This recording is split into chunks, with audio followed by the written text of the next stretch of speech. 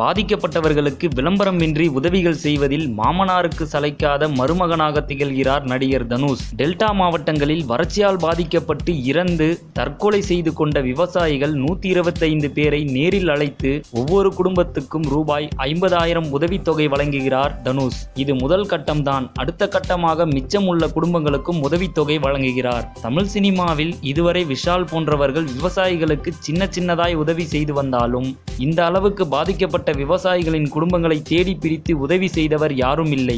அந்த வகையில் தனுஷ் செய்திருப்பது மிகப்பெரிய உதவி.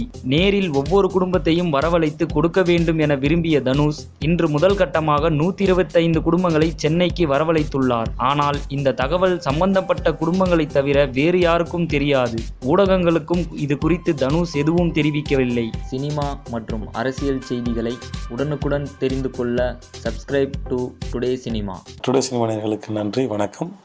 Please subscribe to today cinema.